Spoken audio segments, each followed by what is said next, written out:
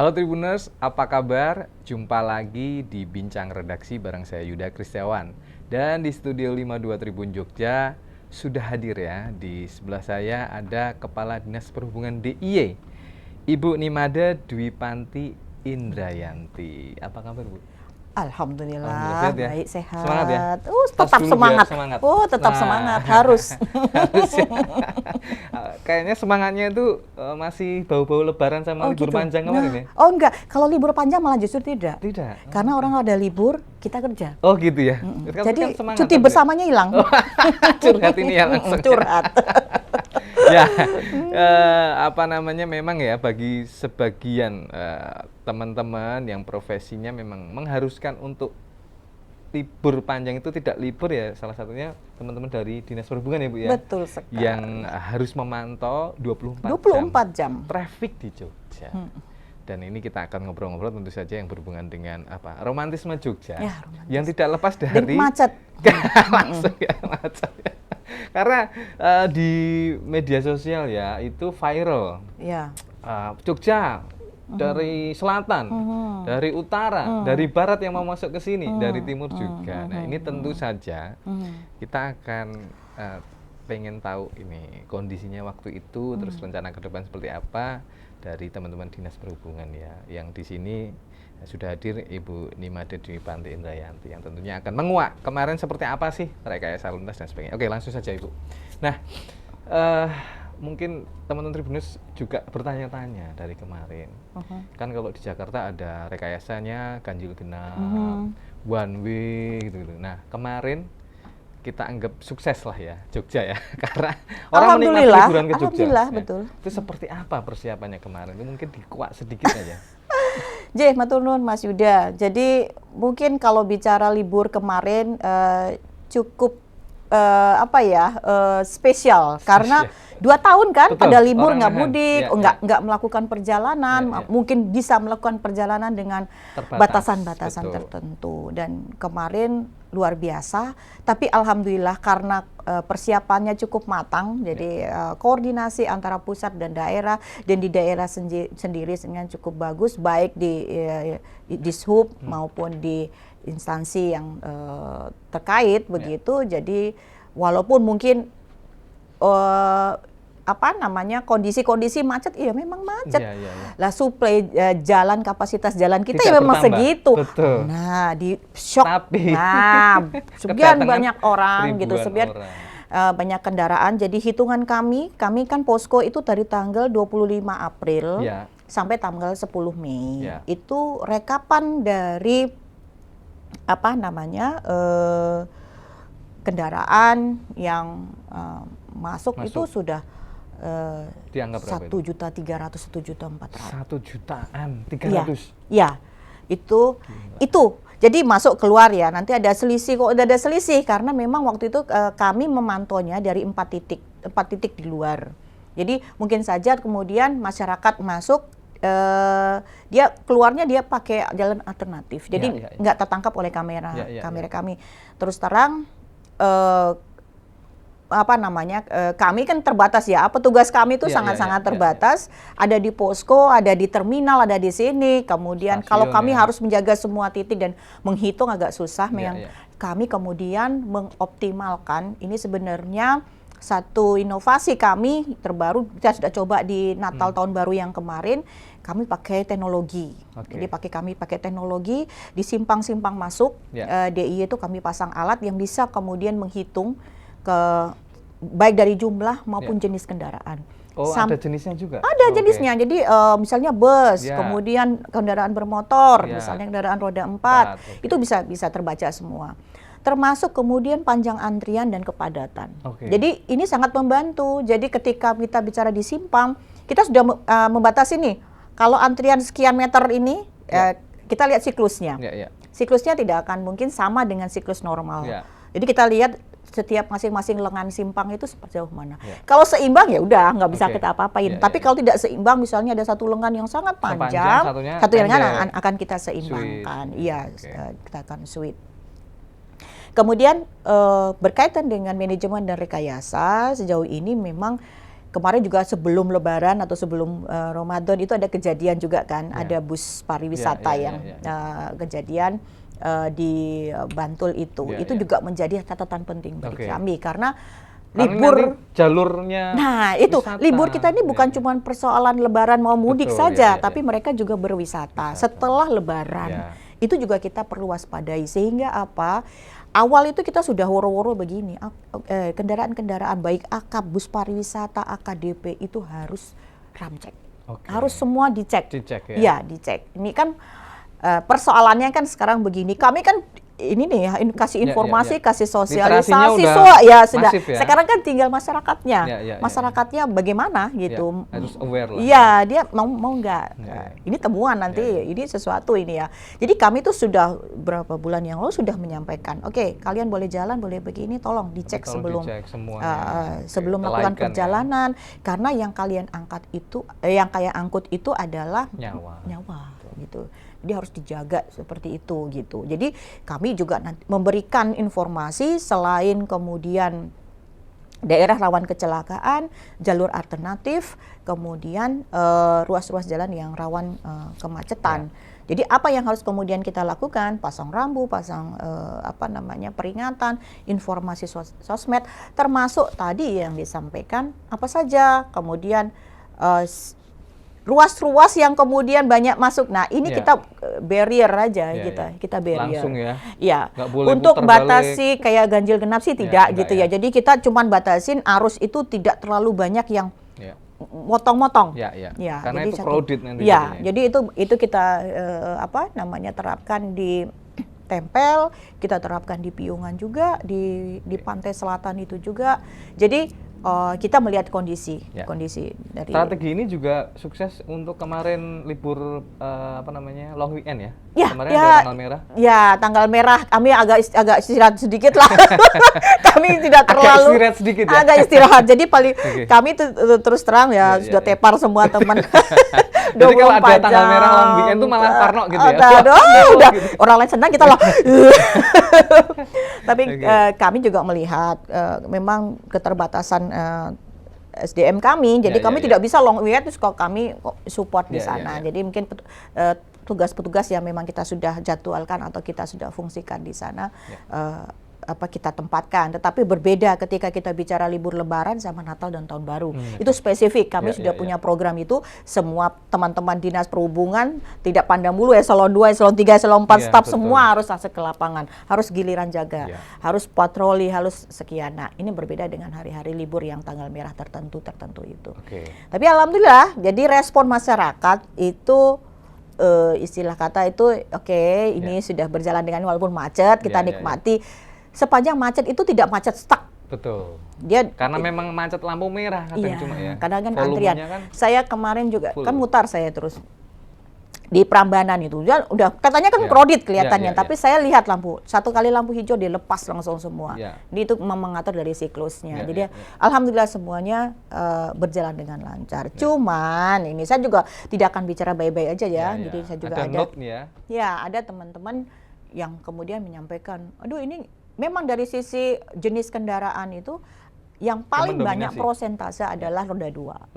Roda 2. Ya, udah lebih dari 60% itu roda 2. Sorry, 1.300.000 itu. Iya, roda 2. 60%-nya roda 2. Jadi ini yang kemudian banyak istilah masyarakat tuh mengganggu mereka jalan. Jadi mereka memakai jalan-jalan tikus ya istilahnya jalan alternatif yang jalan alternatif yang tidak kami rekomendasikan. Sebenarnya kami ada yang kami rekomendasikan. Jadi jalan itu sudah sempit. Nah, itu tidak cuma roda 2 tapi roda 4 bahkan kendaraan agak pokoknya yang sedang. Penting enggak antri. Jadi tapi masyarakat komplain, maksudnya pemukiman yang ada tiba-tiba rame mungkin gaduh dan lain-lain, mungkin jalan dan jalan itu juga tidak didukung dari sisi strukturnya ini yang juga itu yang pertama. Jadi catatan ini. Catatan yang pertama.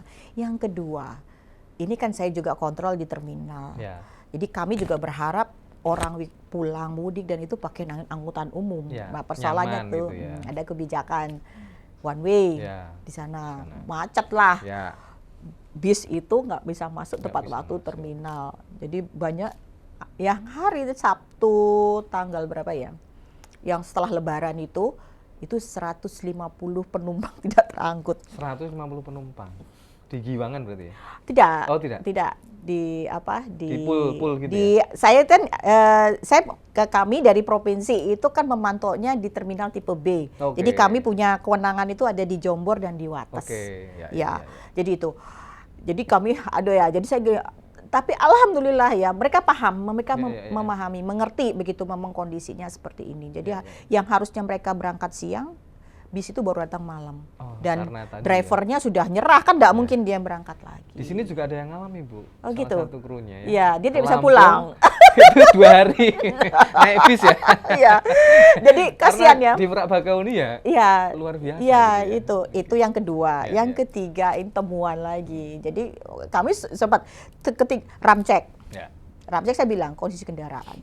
Ini kami bilang, tapi alhamdulillah menjadi lebih baik. Ini kementerian ini sudah menerjunkan juga program stikerisasi untuk pemeriksaan dia dengan stiker berwarna biru merah gitu. Merah kalau memang ada sesuatu yang tidak uji kirnya mati misalnya kayak gitu. Oh, dikasih stiker ya? Stiker. Itu jadi sudah ditandai gitu. Jadi kita orang tuh dari manapun dia street udah tahu oh ini busnya ini. Nah, persoalannya tidak semua itu di ramcek. Jadi kita harus di terminal tuh kami petugas masih ada temuan. Kami petugas lagi. Bis yang tidak berstiker. Iya, dan kami ramcek lagi udah ini masuk jadi note. Jadi kita juga evaluasi evaluasi terhadap itu yang ketiga. Yang keempat ini ada karena perjalanannya kan jauh betul, mereka. Betul. Saya bicaranya di posisi angkutan umum. Nah, itu dengan narkoba itu badan BNN. BNN tuh kayak kita melakukan pemeriksaan acak. Ada juga kedapatan juga ada. Kok ya dapat ya? Ya dapat. Saya juga kasihan. Akhirnya gini, ini gimana penumpang? Saya bilang kalau tidak ada sopir pengganti tidak boleh berangkat. Kalau ada boleh. Dan karena PNN dia melakukan pendampingan pembinaan, jadi tidak boleh berangkat itu orang yang alhamdulillah cuma satu loh. Jadi dari sampel yang ada di Giwangan, di kami di Jombor itu yang ketemuan ada di Jombor. Tapi alhamdulillah semuanya berjalan dengan baik, dengan lancar. Macet itu biasa karena tadi kami bilang volumenya tadi kapasitasnya segitu, jalannya nggak melar, mobilnya tambah banyak. Nah, apakah itu mungkin ini program ke depan angkutan umum itulah yang menjadi prioritas kalau nggak mau macet. Nah itu tolong dong Bu, kita punya angkutan umum kan Trans Jogja nih sekarang ya. Punya. Mungkin ditambah yang lebih estetik gitu. Estetiknya itu seperti apa ya? Di gambar-gambar yang indah atau gimana? Ya kayak misalnya kalau di Eropa ya, Belanda. Jadi sebenarnya begini ya, ini program bukan baru juga ya, inisiasi kami ya di ke depan 5 tahun ke depan gitu ya, sustainable mobility. Jadi mana kemudian kita bermobilitas bergerak itu berkelanjutan. Berkelanjutannya dengan kita bicara itu ada piramida. Sekarang itu bicaranya itu piramida yang kalau yang sekarang ke atas begini yang paling dominan itu adalah kendaraan pribadi. Mengkerucut kita bicara kendaraan tidak bermotor. Tapi ke depan kita balik piramidanya itu kendaraan bermotor tidak bermotor itu yang nomor 1. Saya setuju nih. Ini kayaknya kabar baik bagi teman-teman pegiat jalan kaki, sepeda jalan di Jogja, Berarti yang kami utamakan itu adalah pedestrian. Jalan kaki ya, pejalan kaki, pesepeda, kendaraan tradisional kita, beca andong. Ada tradisional. Terus bus publik ya, transportasi publik. Ya, nanti baru kemudian kendaraan pribadi. Roda 2 dan roda 4. Ini yang ke depan kami mengaturnya sudah bertahap. Pedestrian kita berusaha nanti selain nanti di kawasan Malioboro kami tidak bisa bekerja sendiri ya karena kita kan otonomi nih, berkotak-kotak nih. Ini kewenangan provinsi, kewenangan kabupaten kota. Kami juga misalnya ini kenapa provinsi menanganin ini? Ini sebenarnya kita juga lihat, kita tidak akan mengambil kewenangan pusat atau kewenangan kabupaten kota. Kita melakukan support atau dukungan. Tetapi ketika kawasan itu menjadi kawasan strategis provinsi, itu kewenangan dari kami juga untuk terlibat di dalam pengaturan di sana. Jadi pedestrian itu juga nomor 1 sama. Bu, saya lebih tertarik soal isu kemudian piramidanya dibalik tadi, karena ini harapan banyak orang. Terbukti ketika kita anggap ini sukses ya, rekayasa strategi pengaturan lalu lintas di Jogja, ketika menerima sekian juta orang ya, dengan jutaan kendaraan juga, artinya kemudian literasi ke masyarakat Jogja sendiri ini juga meningkat, sukses gitu loh. Artinya kan kemudian kan kadang-kadang ya, dulu masih didapati gitu kan di medsos tuh rame, yang sabar dong, jangan klakson-klakson. Kalau sekarang kan kayaknya udah lumayan enggak ya, karena orang menyadari Jogja ini didatangi wisatawan, literasi. Nah, kemudian yang saya tertarik lagi, boleh dibocorin dong isu ke depan selain itu seserius apa sih kemudian pemerintah pedestrian, jalur sepeda, kan kita tahu baru kota baru ya yang punya khusus jalur sepeda dan pedestriannya udah cakep gitu kan. Betul. Nah, serius apa biar teman-teman juga serius karena ini tertuang di dalam dokumen Renstra kita, Dinas Perhubungan ya. Kami juga tadi saya bilang kita harus berkolaborasi karena tadi itu wilayah itu kan sudah terkotak-kotak nih, kewenangan kota, kewenangan kabupaten gini, nah provinsi mesti yang lintas-lintas. Tapi ketika itu menjadi satu kawasan strategis provinsi, itu yang kemudian diambil. Apa langkah ke depan? Kita sudah mengatur dari dokumen perencanaan sampai kemudian kita bicara sepeda, jalur sepeda, ini akan kemudian kita lihat apa bisa kemudian nanti kota Sleman ini bisa ada satu jalur yang saling menyambung. Itu kemudian berkaitan dengan pedestrian. Jangan dianggap pedestrian itu contohnya seperti Malioboro, kemudian 100% lah Sudirman, itu semuanya sebenarnya nanti harapannya itu bisa seperti itu. Jadi kalau orang jalan tuh nyambung gitu loh. Ya, jadi ya kita Singapura lah ya, Orchard Road atau Jepang gitu, Tokyo kan enak gitu. Betul. Jadi untuk jalan tuh walaupun panas ya, walaupun nah makanya kenapa ada pohon rindang. Yang ketiga itu adalah kemudian kita itu kan istimewa nih. Istimewanya apa? Salah satunya adalah kendaraan tradisional. Kendaraan tradisional kita apa? Becak kita becak kayu loh. Becak kayu ya. Becak kayu. Iya, saya harus menekankan itu. Itu ada perdanya. Perda 5 nomor 2016. Jadi Delman masuk ya. Delman masuk. Jadi Andong itu masuk Andong masuk. Itu yang kemudian ke depan kita akan prioritas sebagai layanan. Ya ketika bicara orang jalan kaki kan nggak mungkin di jalan dia sepo-sepo kan bisa. Dia bisa itu. Wisata. Terus kalau dia bilang lah becaknya sekarang, nah ini juga ada program yang kita di 2022 ini sedang membuat prototipe. Terus sekarang becak kayu kan yang tua-tua tuh berat, kayu. Besok ada penguatnya. Insya Allah 2023 ada model becak kayu becak kayu. Saya bilang tadi tradisional tetap harus dipertahankan. Tradisional itu kayu. Tapi ini diperbarui. Penguat. Jadi dia tidak bisa ngebut juga seperti kondisi becak yang lain gitu ya. Ini bisa terkontrol. Bisa, dia tidak bisa pakai gas juga tidak. Dia harus di kayu untuk mendapatkan energi kayak sepeda-sepeda mahal sekarang. Kita sepeda-sepeda. Kita meniru itu sih sebenarnya. Kita adaptasi di situ. Jadi dia diberikan pendorong penguat gitu sehingga dia tidak terlalu beban yang dia kayu itu nggak terlalu berat bagi yang si pengayuh itu. Kemudian apa? Integrasi dengan angkutan umum. Angkutan umum tidak hanya bus, tapi juga kereta api. KRL kita sekarang bagus banget ya. Betul. Jadi terus yang kemudian harus kita kan nggak cuma bicara modanya nih, tempatnya seperti apa. Nah ini kita juga lagi mengendangkan park and ride dan kemudian integrasi parkir kami yang nanti di Bandara Adi Sucipto itu. Ini yang kadang nggak di ini ya, strategi ini park and ride itu. Kadang orang bingung mau naik KRL. Nanti parkirnya di mana? Nah, sekarang gini, kami itu bandara. Ini kan parkir Bandara Adi Sucipto itu kan menjadi pengelolaan Dinas Perhubungan DIY ya. Itu ke depan itu bagus banget tuh, ada bandaranya, ada keretanya, ada Trans Jogjanya. Udah komplit lah ya. Integrasi di situ bagus sekali. Nah, itu akan kita jadikan kawasan park and ride yang orang mungkin naik mobil mau ke kota, dia nggak perlu lewat kota, naik kendaraan, dia naik KRL, sudah sampai di sana, mau ke Malioboro jalan kaki enak, mau KRL lagi dia naik pula sampai di stasiun Maguwo, turun dia ambil. Langsung ya, enak. Udah nyaman. Nah, tapi sorry itu, Bu, mumpung ingat yang Malioboro ini tadi ya. Apa kabar yang kemarin ketika kan sempat Malioboro kan ya bukan belum otopet. Kawasan Malioboro kan clear dari kendaraan bermotor ya. Oh iya iya. Apakah ada catatan tersendiri selama kemarin liburan? Jadi gini, itu kan masih uji coba ya. Kami itu kawasan pedestrian non motorized kecuali ya motorized ya. Jadi tidak untuk kendaraan bermotor kecuali bus Trans Jogja maupun kendaraan-kendaraan tertentu ya, ambulan dan lain-lain. Itu kan dari jam 6 sore sampai jam 9 malam. Itu masih uji coba kita lihat. Ketika kemudian PKL ini ditata dan nantinya ke depan, itu kan masuk dari kawasan Malioboro itu masuk sebagai bagian dari sumbu filosofis nih.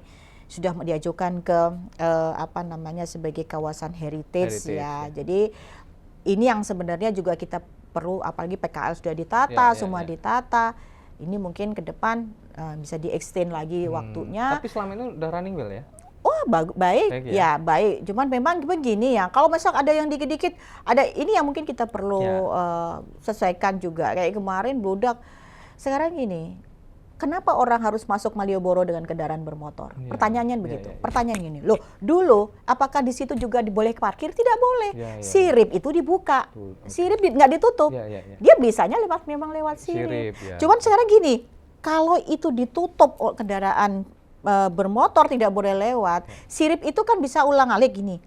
Tetapi kalau dia bebas, ini kan masih uji coba, dia tidak boleh. Masyarakat itu beda, pilih enaknya aja. Habit. Jadi ketika itu dibuka, dia tetap ulang-alik. Saya bilang gini, mereka maunya itulah habit. Selama puluhan tahun kan boleh. Setelah puluhan tahun nggak boleh. Kalau ini kan berjalan nih, yang utama nih Jalan Malioboro. Nah, sirip-sirip itu kan bolehnya kan dia cuman keluar. Keluar. Satu jalur aja keluar ya. Tapi ketika ini ditutup untuk kendaraan bermotor, ininya dua arah.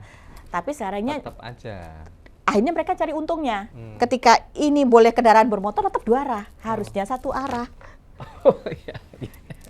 Itu tadi karena habit ya.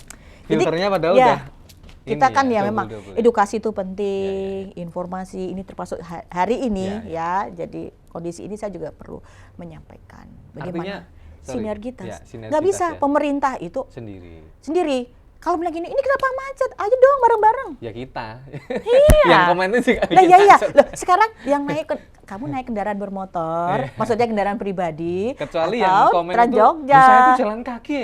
Nah, itu. Ya. Kalau naik mobil saya macet, yang nyebatin macet ki sopo, kan betul. gitu. Habit ini ya. Nah, artinya kemudian begini, Bu. Ketika nanti Jogja ini kan makin pedestriannya makin banyak. Terus jalur sepeda, grafiknya sudah mulai kelihatan. Artinya kemudian orang semakin tertarik berkunjung ke Jogja, benar nggak? Betul. Artinya kemudian harus disiapkan juga fasilitas infrastruktur pendukung. Ya, jadi ini kita siapkan, termasuk parkir-parkir itu kalau bisa ada di luar. Ya orang kalau semua pengen sekarang tanah di Jogja berapa sih? Aduh, masa kayak duitnya pemerintah cuma untuk beli tanah, terus buat gedung parkir. Curhat kan? Lagi nih. Kan udah jadi keren sekarang ya. Nah, inilah yang kita, maksud saya, kita sama-sama lah gitu ya. Ini angkutan publik itu kita akan ke depan. Kalau ini disengkuyung bareng, jadi persoalan, saya menerima kok orang kritik itu bagus loh. Jangan pernah bicara bahwa kritik itu artinya alergi. Ketika ada yang komen, yang itu sifatnya kritik, memang itu jadi catatan. Saya memperhatikan itu semua. Jadi saya jangan juga, alergi lah ya. Enggak pernah alergi. Saya malah bilang, oh ya, apa kemudian yang kalian inginkan? Ketika saya bilang gini, kalian mau berpindah naik angkutan umum, kalian butuh apa? Jadi begini, kritik itu Trans Jogja sekarang kok begini iya. Kira-kira apa? Terus kalian mau butuh apa? Itu yang misalnya haltenya buruk. Oke, ini sedang kita perbaiki. Ini kan kita lagi buat perencanaan halte dengan sesuai tadi becaknya. Nah, becaknya 2023 udah prototipe ya? Iya, oke, sudah. Kita tunggu ya. Kita 2022 prototipe. Oh, sekarang 2023 produksi. Produksi. Kalau sudah nanti ya nanti kita akan pilotnya di kawasan Malioboro. Ya, jadi ini yang sebenarnya apa ya, simbiose mutualisme. Jadi kami sebenarnya menyediakan tapi juga kami membutuhkan masukan. Ya. Kalian ini namanya usaha push and pull ya kalau di dalam angkutan publik. Jadi bagaimana menarik orang dari kendaraan pribadi dan mendorong menggunakan angkutan umum. Jadi masukannya, kalau saya mau pindah ke angkutan umum, saya perlu akses apa? Itu yang mungkin perlu kita juga masukkan. Oke, terima kasih Bu Nimade Dwi Panti Indrayanti ini kayaknya resep gitu ya kalau ngobrol sama Bu Nimade ini ya. Karena mungkin udah agak plong ya, karena Lebaran sama libur ini. Tapi nanti tanggal sudah 25, healing juga gitu. Oh healing sih. Tapi healing sehari. Tanggal 25 nanti tanggal merah lagi loh. Iya. Betul. Iya. Ya, terima kasih banyak ya atas usaha teman-teman di Disub. Semoga usahanya dengan strategi rekayasa itu membuat Jogja semakin nyaman lah ya. Amin. Terutama tadi semangat untuk membuat piramidanya dibalik ya, yang atas itu akhirnya pedestrian, pesepeda, kendaraan tradisional, terus public transport baru pribadi. Itu semoga kita sengkuyung tadi ya. Itu bareng-bareng. Tidak bisa sendiri-sendiri. Oh, ini kerjaannya teman-teman ngasih masukan, tapi mungkin perilaku sehari-hari juga mulai di di balance ya. Misalnya kalau rumah dekat sama kantor sepeda atau jalan kaki. Iya, betul. Sama habit itu. Betul. Ya. Lebih sehat juga. Tapi kan keringetan ya, mandi lagi di kantor. Iya. Gampang lah. Jangan alasan terus lah ya.